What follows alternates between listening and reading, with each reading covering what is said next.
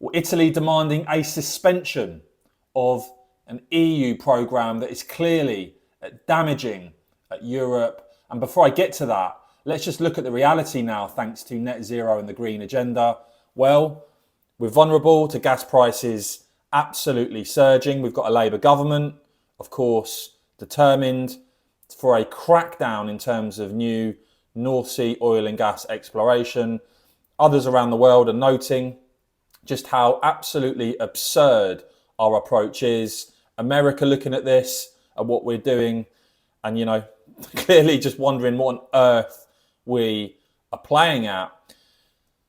But the Labour government, Keir Starmer, seem determined to make things even worse. They want to surrender to net zero in terms of the EU programme. Ministers are negotiating to rejoin the EU's emissions trading scheme carbon market at the same time as you've got Italy calling for a suspension on this. Now, you did see the German Chancellor, and isn't it always pitiful to see national leaders having to sort of complain about the EU instead of being able to make decisions for their own country?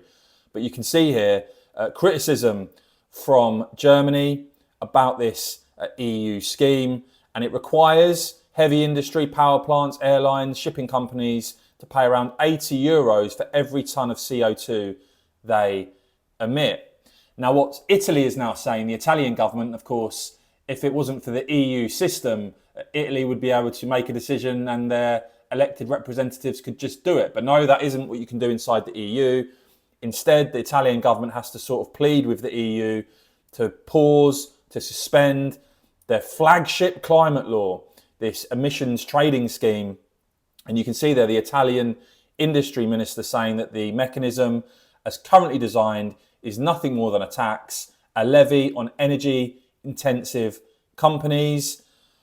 They're also now looking, Italy, to compensate operators of gas-fired power plants for money they spend on these permits.